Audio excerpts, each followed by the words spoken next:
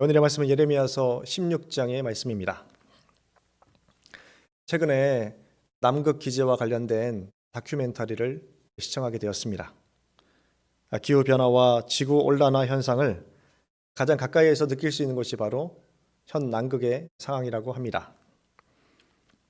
그런데 이대로 가다가는 100년 이내에 모든 빙하가 사라지게 될 것이다라고 전문가들은 예측합니다.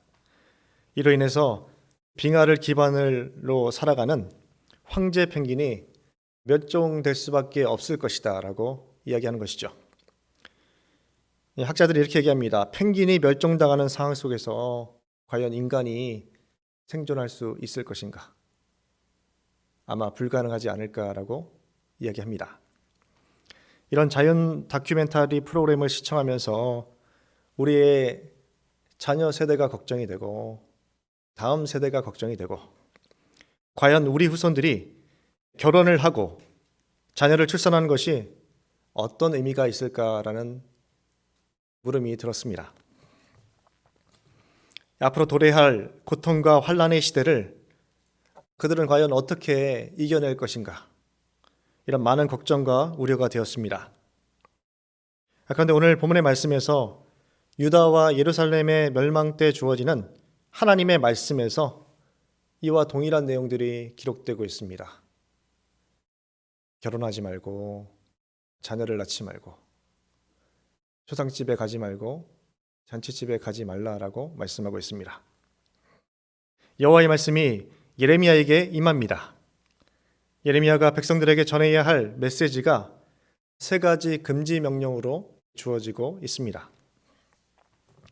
이 금지 명령들은 백성들이 앞으로 겪게 될 것을 예레미야가 자신의 삶을 통해서 먼저 백성들에게 보여주는 모델링을 통해서 이것을 본 백성들이 이 동시대의 사람들에게 전하는 경고의 의미로 주어지고 있습니다. 예레미야가 자신의 몸으로 교보제가 되고 있는 것이죠. 세 가지의 명령들을 통해서 하나님이 전하려는 메시지가 무엇인지 그 메시지가 주어지고 있고 여기에 대한 해석의 말씀이 연이어서 따라 이어지고 있습니다. 가장 첫 번째, 아내를 맞이하지 말고 자녀를 두지 말라라고 말씀하십니다. 예레미야에게 독신을 요구하고 계신 것이죠. 독한 병으로 죽어도 아무도 슬퍼하지 않고 묻어주지 않아 지면에 분토와 같을 것이며 칼과 기근에 망하고 그 시체는 공중의 새와 땅의 짐승의 밥이 될 것이다 라고 너희가 결혼해서는 안 되고 자녀를 낳아서는 안 되는 이유에 대해서 이 해석을 주고 계십니다. 하나님이 예레미야에게 독신으로 살 것을 명령하고 계십니다. 결혼제도는 원래 누가 주신 것이죠? 여호와 하나님께서 주신 제도입니다. 하나님이 허락하신 중요한 제도가 바로 결혼제도입니다.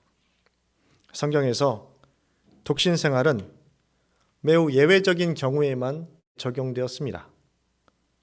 그리고 구약 성경에 의하면 자녀를 갖지 못하는 것은 당시 큰 불행이었으며 하나님의 징계로 여겨지기도 하였습니다.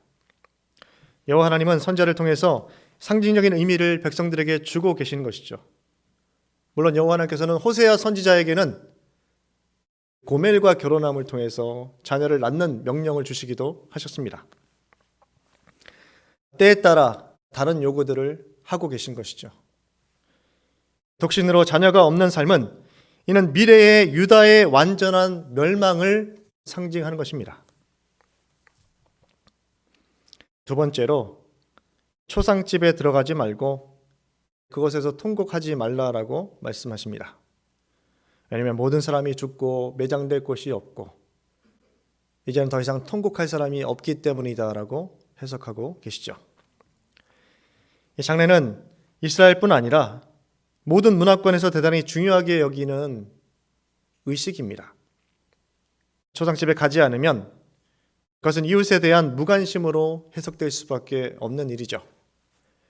모든 관계가 단절될 수밖에 없는 상황이 연출되게 됩니다. 여호와 하나님이 미래의 이 백성에게 평화와 인자, 긍휼을 거두셨기 때문에 어떤 위로도 더 이상 필요가 없기 때문에 너희가 초상집에 갈 이유가 없다라고 말씀하고 계십니다. 세 번째로 잔치집에 가지 말라라고 명령하십니다. 앞으로 기뻐하는 소리와 즐거워하는 소리가 끊어지게 될 것이다라고 해석의 말씀을 주십니다. 사람이 살아가는 사회에서 기본적인 사회 활동을 금지시키고 있습니다. 대인관계의 완전한 고립을 요구하고 있습니다. 이같이 사회와 단절된 선지자의 삶은 앞으로 유다에게 어떤 즐거움도 기쁨도 없을 것이다라는, 유다가 완전히 멸망하게 될 것이다라는 이 말씀을 주고 계신 것이죠. 그런데 이것은 예레미야에게만 이례적으로 단회적으로 주어지는 말씀이 아니라 이 백성들이 앞으로 두고두고 마음에 새겨야 할 내용으로 강력한 경고의 메시지로 주고 계십니다. 10절부터 18절까지는 여호와 하나님께서 유다를 멸망시킬 것에 대한 말씀을 주시면서 그 중간에 하나님의 구원에 대한 내용들을 삽입되고 있습니다. 예레미야 16장 10절의 말씀을 우리 여러분들께서 읽어주시겠습니다. 읽겠습니다.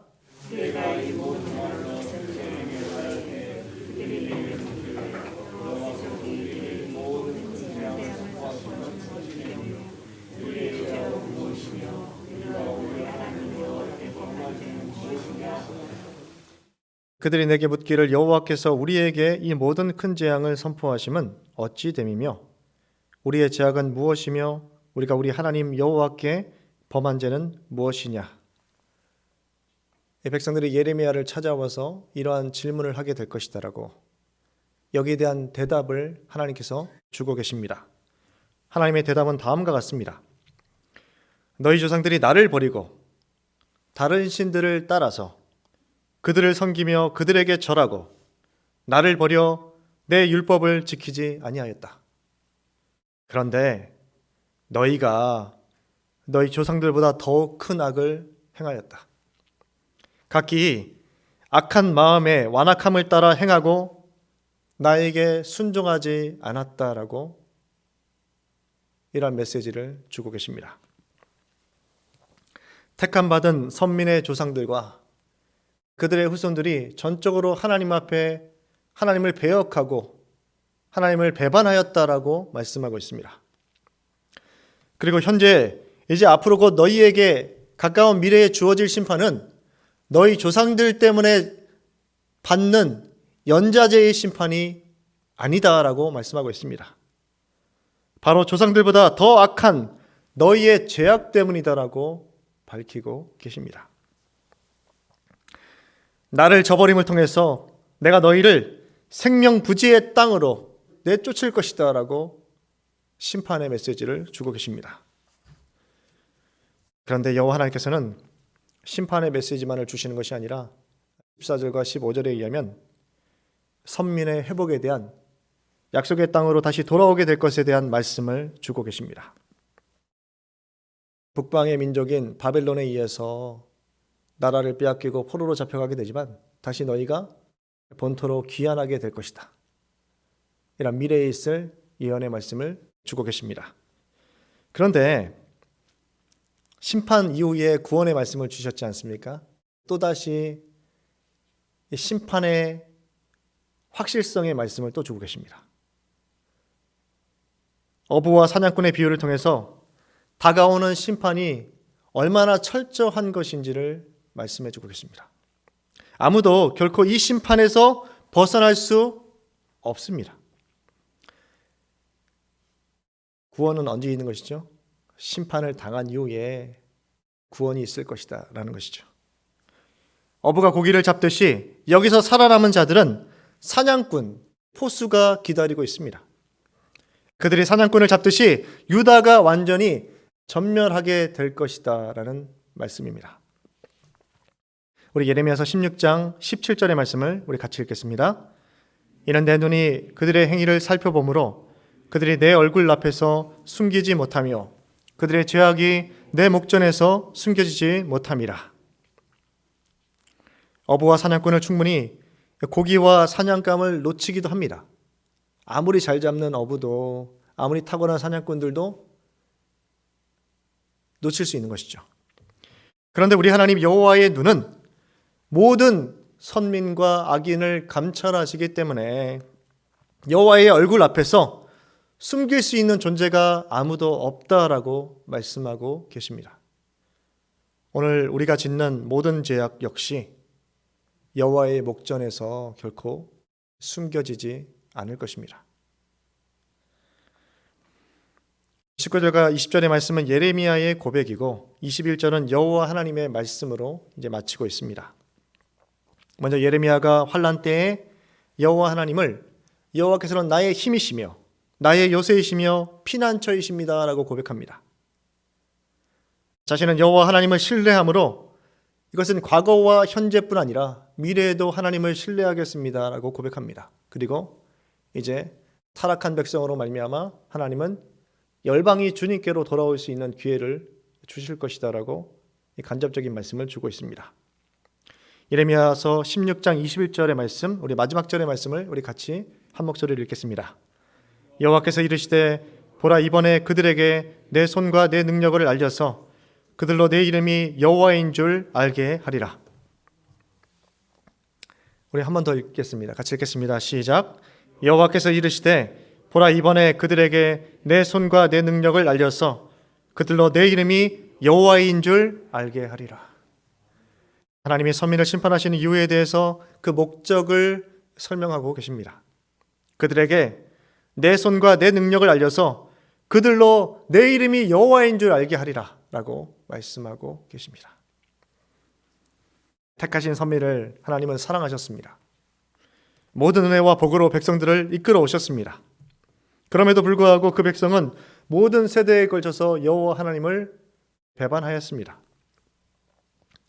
지금의 므낫세 이후의 백성들은 남유다 가운데 이같이 악한 시대가 있었나 할 정도로의 그 악을 행하였습니다. 이로 인해서 여호와 하나님의 심판은 필연적으로 피해갈 수 없습니다. 하지만 여호와 하나님께서 심판과 징계의 목적에 대해서 설명하고 계신 것이죠. 하나님의 목적은 이 백성을 멸망시켜서 완전히 없애시는 것이 아닙니다. 여러분들에게는 자녀가 있으시죠? 자녀가 어긋나고 잘못된 길로 가고 부모가 가르치는 대로 가지 않으면 여러분들은 자녀를 죽이실 수 있겠습니까? 세상적인 육체의 부모는 때로는 자녀를 포기하기도 합니다.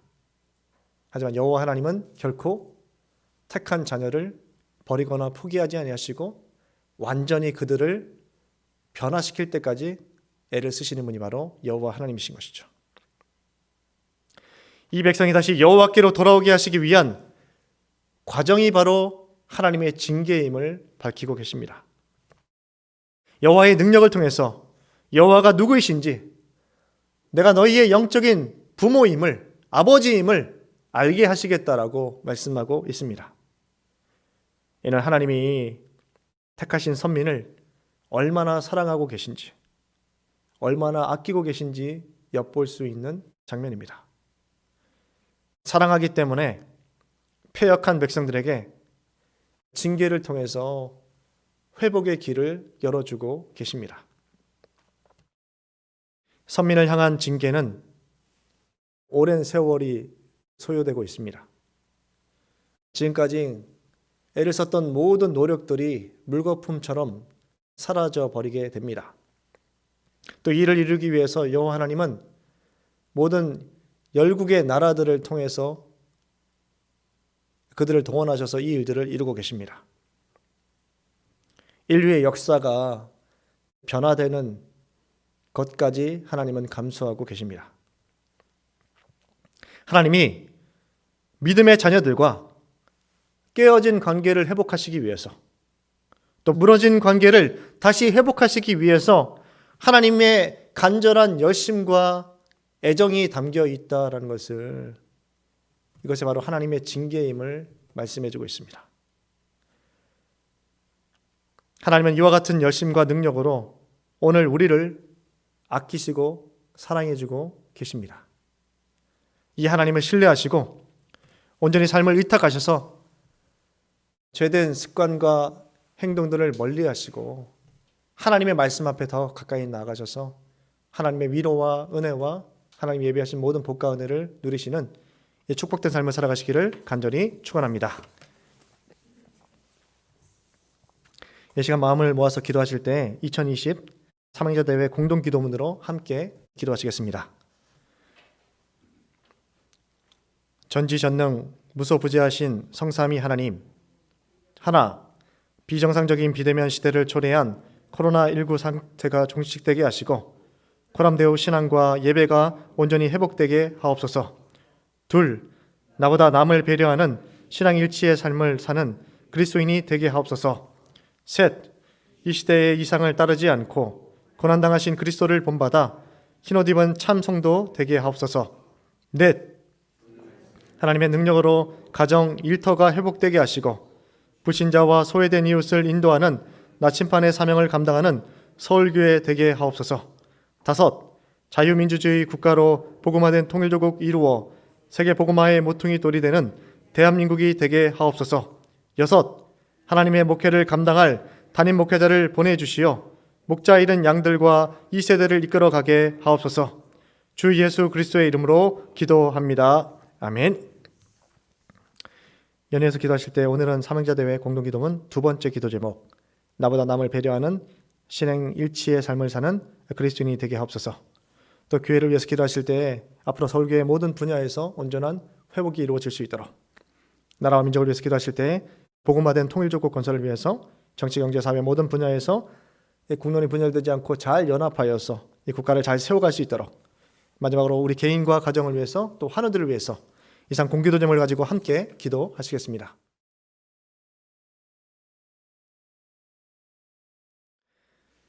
거룩하고 신실하신 하나님 아버지, 주님의 크신 은혜와 사랑 가운데 이렇게 주님과 사귐이 있는 새벽의 시간을 보내게 하시고 말씀으로 하루를 시작하게 하시니 감사드립니다.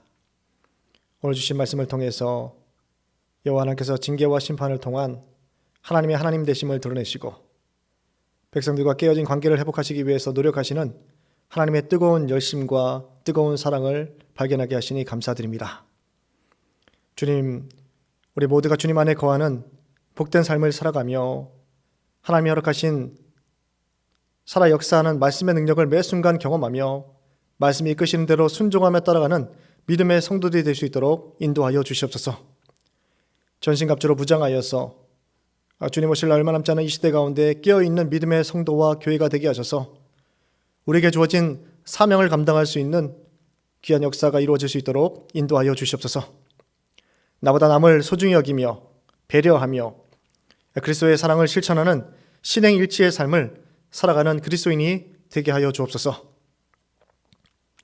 주님, 코로나19의 상황이 하루속히 종식되게 하셔서 치료제와 백신이 개발되게 하시고 전염병의 근본적인 문제가 해결되어질 수 있도록 인도하여 주시옵소서. 이 나라와 이 민족 가운데 복음으로 통일조국 건설 이루게 하시고 모든 나라의 정치, 경제, 사회 모든 분야에서 더 이상 국론이 분열되지 않고 열방과 민족을 주님께 이끄는 데 쓰임받는 나라와 백성이 될 수 있도록 인도하여 주시옵소서. 특별히 오늘 어려운 수술을 받으시는 우리 귀한 선원님이 계십니다. 그리고 병상에서 눈물로 밤을 지새우며 고통받고 있는 영혼들이 있습니다. 오랜 항암 치료로 인해서 심신이 연약해져 있는 자들이 있습니다. 우리 주님께서 저들을 찾아가심을 통하여서 치유의 역사가 일어날 수 있도록 도와주시고 여호와 라파이 하나님께서 친히 저들을 고쳐 주시옵소서. 입시와 진학과 취업과 또 사업과 결혼과 퇴의 문이 열려지기를 위해서 기도하는 사랑하는 우리 자녀들의 오랜 간구에 우리 하나님께서 친히 응답하여 주시옵소서. 우리 삶의 유일한 구주가 되신 우리 주 예수 그리스도의 이름으로 기도드립니다. 아멘. 하늘에 계신 우리 아버지, 아버지의 이름을 거룩하게 하시며 아버지의 나라가 오게 하시며 아버지의 뜻이 하늘에서와 같이 땅에서도 이루어지게 하소서. 오늘 우리에게 일용할 양식을 주시고 우리가 우리에게 잘못한 사람을 용서하여 준 것 같이 우리 죄를 용서하여 주시고 우리를 시험에 빠지지 않게 하시고 악에서 구하소서. 나라와 권능과 영광이 영원히 아버지의 것입니다. 아멘. 오늘도 교회와 나라와 민족을 위해 기도하신 여러분께 진심으로 감사드립니다.